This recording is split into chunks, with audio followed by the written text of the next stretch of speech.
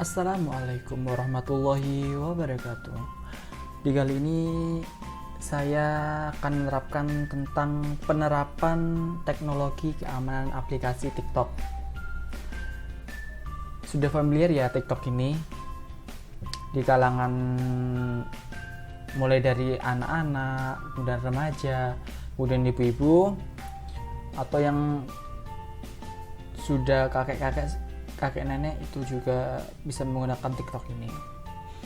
Baik, sebelum di materi, saya akan perkenalkan diri lebih dahulu. Perkenalkan, nama saya Mario Sulaiman, NIM 1905 1214024, kelas Sistem Informasi 2019A, jurusan Teknik Informatika, Fakultas Teknik, Universitas Negeri Surabaya. Baik, apa sih TikTok itu? TikTok ialah jaringan sosial berbagai video pendek yang memungkinkan pengguna dapat membuat video bernyanyi, menari. Kemudian disebutkan bahwa dua sahabat Alex Zhu dan Luyu yang memulai upaya untuk mengembangkan layanan aplikasi jaringan sosial dengan konsep baru. Celah tersebut mereka lihat karena belum ada platform yang menyediakan hiburan melalui video pendek. Rintisan aplikasi ini diluncurkan di Cina, Amerika pada tahun 2014 lalu. Mereka kemudian menamakan Musical.ly, dan aplikasi ini dengan cepat menjadi sangat populer di kalangan remaja di Cina dan Amerika. Pada tahun 2015, jutaan orang bergabung dengan musik karena popularitasnya. Dan selain dari negara-negara seperti Cina dan Amerika, aplikasi Musical.ly menyebar ke seluruh dunia. Pada Mei 2016, lebih dari 70 juta orang mengunduh Musical.ly dan lebih dari 110 juta video diunggah setiap hari di aplikasi ini. Semuanya berjalan dengan baik, dengan kemudian adanya aplikasi lain yang bernama Douyin. Kedua aplikasi tersebut kemudian menggabungkan diri dan membentuk platform baru yang bernama TikTok ini. Baik, setelah 2 Agustus 2018, TikTok popularitasnya meningkat seperti Facebook dan YouTube. Saat ini TikTok telah digunakan oleh 154 negara di seluruh dunia dengan 800 juta pengguna aktif setiap harinya. Di India ada lebih dari 119 juta pengguna aktif dengan catatan pengunduhan sebanyak 277,6 juta kali. Sementara di Cina, pengguna yang menggunakan aplikasi ini secara rutin tercatat sebanyak 400 juta orang. Penghasilan TikTok telah meningkat sehingga secara profesional dengan meningkatnya popularitas pada Oktober 2018 TikTok menghasilkan 3,5 juta US dollar per bulan dari pembelian dalam aplikasi seperti emoji dan hadiah digital. Banyak 20% dari semua pendapat TikTok berasal dari Amerika Serikat. Ini sebenarnya lebih kecil dan sebelumnya dengan Cina masih menjadi sumber pendapatan utama dengan catatan sebesar 69%. Perlu diketahui, sebelum munculnya iklan, 4,2% atau 42% pendapatan berasal dari Amerika Serikat loh. Baik, langsung saja ke apa privasi data keamanan dari TikTok tersebut. Yang pertama, sebelum masuki itu ya, saya akan berbicara tentang menurut lembaga riset Communication and Information System yang melakukan pengujian independen mengatakan tidak ditemukan transmisi data mencurigakan di TikTok, tapi menjaga privasi sangat diperlukan di era digital ini. Namun pakar IT Aat Sadewa menyatakan bahwa meskipun TikTok dianggap aman, tapi tingkat kesadaran publik mengenai privasi data masih rendah. Orang-orang tidak menyadari informasi macam apa yang aman untuk dibagi di platform digital dan bagaimana mereka sebenarnya bisa ambil bagian dari mengatur data tersebut.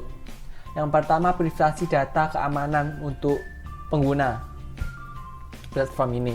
Yang pertama, ganti kata sandi adalah menggantikan sandi akan melogout semua pengguna lain yang mungkin punya akses ke akun pengguna. Jika tidak, Bisa mengubah kata sandi, hubungi tim pendukung dengan mengunjungi tab profil, klik ikon pengaturan dan pilih privasi dan pengaturan. Kemudian pilih kirim ulas. Pilih kata sandi yang aman yang mengandung hanya satu kata, satu angka, dan karakter khusus. Yang kedua yakni periksa info akun. Kunjungi tab profil, klik ikon pengaturan dan klik atur akun saya untuk memverifikasi apakah informasi di akun Anda benar. Yang ketiga, jangan percaya situs web pihak ketiga. Karena percaya situs web pihak ketiga yang menjanjikan untuk memberikan like secara gratis, penggemar, mahkota, koin, dan insentif. Karena situs web ini bisa mengambil informasi login. TikTok mengatakan tidak pernah menawarkan insentif semacam itu dan selalu mengingat para pengguna untuk melapor jika menerima tawaran seperti itu. Laporan yang disampaikan oleh Center for Strategic and International Studies atau CSIS menyebutkan bahwa tidak ada malware yang ditemukan dalam TikTok setelah dilakukan banyak riset keamanan siber. Cara TikTok menjamin keamanan pengguna agar bebas konten negatif. Yang pertama adalah kebijakan standar komunitas. Standar komunitas menjadi salah satu hal yang wajib digarisbawahi. Karena menjadi poin penting, standar komunitas ini menyesuaikan dengan norma yang ada di Indonesia. Standar komunitas ini yang menjadi aturan atau kode etik bagi para penggunanya. Adapun cara penerapan standar komunitas dengan artificial intelligence dan human reviewer. Kemudian ada tools lebih aman, banyak sekali pengatur yang bisa dilakukan di platform TikTok. Bahkan penggunanya pun bisa mengatur akun dengan membatasi permintaan pengikut atau follower. Siapa saja yang diizinkan untuk mengomentari video sampai melaporkan langsung atas perbuatan yang dirasa tidak pantas yang muncul di akun si pengguna tersebut. Kemudian yang ketiga ini adalah edukasi kebijakan aturan. Adalah safety center diluncurkan agar tidak lagi menyalahgunakan platform TikTok ini dan untuk memastikan keamanan digital si pengguna di Indonesia ini. Adapun fitur keamanan TikTok. Yang pertama, jadikan akun privat. Dengan mengubah akun menjadi pribadi, Anda dapat mengizinkan dan menolak permintaan pengikut, serta membatasi konten yang Anda unggah bagi pengikut Anda saja. Caranya mudah, Anda mengunjungi tab saya, kemudian privasi dan pengaturan, dan di bagian privasi dan keamanan, ubah akun menjadi privat. Sebagai tips, Anda lebih baik tidak menyertakan informasi pribadi ke dalam profil, karena akan dilihat dan oleh semua pengguna lain meskipun Anda telah mengaktifkan akun pribadi. Yang kedua, lakukan penyaringan. Mengaktifkan mode terbatas adalah salah satu pilihan dan tingkatan pengaturan akun yang dapat membatasi tampilan konten yang mungkin tidak semua dengan semua audiens. Tidak sesuai dengan semua audiens ya. Akun Anda dengan menyaring siapa yang dapat berduet dengan Anda, siapa yang dapat memberikan komentar, siapa yang dapat melihat konten, memberikan video Anda, serta Anda juga dapat menghapus komentar yang dipost di video Anda sendiri. Caranya cukup cek preferensi Anda di menu privasi dan keamanan. Yang ketiga yaitu laporkan apabila menemukan sesuatu yang dapat mengganggu ketentuan layanan. Anda dapat melaporkannya dengan mudah, sehingga tidak moderasi TikTok bisa melakukan review atau mengambil tindakan kurang tepat. Yang keempat, terapkan gaya hidup digital yang sehat. Memberikan batas dan waktu mengonsumsi internet terkadang sangat bermanfaat. Dengan mengaktifkan manajemen waktu layar, TikTok dapat mengingatkan Anda kapan harus berhenti dan kembali ke dunia nyata. Anda dapat menggunakan menu kesejahteraan digital di bagian privasi dari pengaturan untuk mengatur berapa lama waktu yang ingin Anda habiskan di platform ini. Apabila waktu sudah habis, akun Anda akan keluar secara otomatis. Baik, berikut ini ialah contoh privasi keamanan data. Ini berikut ini kan ada privasi dan pengaturan ya. Ini ada kelola akun saya, privasi dan keselamatan ini terutama. Kita masuk ke akun privat. Kebijakan privasi juga ada kan di sini. Ada pengaturan umum juga. Ini akun privat. Ada daftar blokir, hapus akun, filter komentar, tambahan kata kunci ya ini kalau nggak salah ini. Yang kelima ya ini kata sandi adalah kunci. Sebaiknya pilih kata sandi yang kuat untuk akun online apapun. Bukan dari TikTok saja, Gmail, Instagram, Telegram dan lain sebagainya itu pun harus dengan kata sandi yang kuat tentunya. Lindungilah kata sandi Anda dari hal-hal mengenai situs pihak ketiga. Pastikan untuk menggunakan kata sandi yang berbeda untuk layanan yang berbeda. Mulai dari TikTok, Anda dapat melakukan pelaporan, minta bantuan apabila Anda melihat hal mencurigakan dalam akun Anda mungkin telah diretas. Ada tips main TikTok dengan aman loh dan nyaman untuk teman-teman semua. Yang pertama, pilih nama akun yang tidak mudah ditebak. Kayak ya, dari Unesa sendiri kan punya akun TikTok kan. Namanya ini Unesa. Nah itu dibuat pada bulan Februari tahun 2021 ini kan. Nah itu namanya ya ini Unesa, bukan dari si pemegang TikTok tersebut. Gunakan akun yang tidak dapat digunakan untuk mengenali kalian dengan mudah. Selain itu, jangan gunakan informasi pribadi seperti email, tanggal lahir maupun alamat di nama akun kalian. Selain di nama akun, informasi tersebut juga jangan disebarkan lewat bio, caption, komentar. Hal ini perlu untuk mencegah informasi pribadi kalian disalahgunakan oleh orang lain dalam hal kejahatan. Yang kedua, yaitu gunakan password yang kuat. Gunanya agar si pihak ketiga itu tidak bisa masuk dengan menyelonong ke akun Anda. Yang ketiga yaitu jangan hiraukan pengaturan privasi.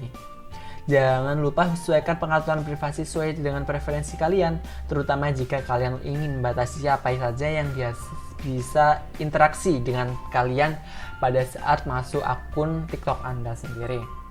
Kemudian yang keempat, hati-hati dengan apa yang kalian posting. Tentunya banyak ya, akhir-akhir ini banyak yang memposting hal yang positif, ada juga yang negatif kan. Jadi hal positif tersebut bisa kalian tiru dan hal yang negatif itu jangan ditiru, karena nanti yang melihat postingan kalian bisa menirukan keburukan kalian atau yang lain, keburukan orang lain tentunya. Saat ini banyak orang dapat dengan mudah mengenali sebuah lokasi, tentunya berdasarkan latar belakang video.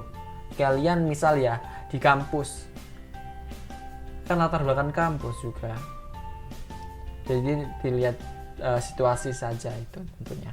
Jadi kalian harus lebih berhati-hati dalam memilih latar belakang video agar tidak mudah dikenali.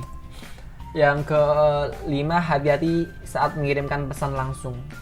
Kalian bisa milih ingin berkirim pesan dengan siapa saja. Jika ada pengguna lain yang mengirimkan pesan yang tidak baik, jangan segan-segan untuk memblok dan melaporkan mereka demi keamanan Anda sendiri. Yang keenam, melaporkan konten dan tindakan yang tidak baik. Jika melihat konten atau tindakan yang melanggar panduan komunitas, jangan ragu-ragu untuk melaporkannya kepada tim khusus konten TikTok ini.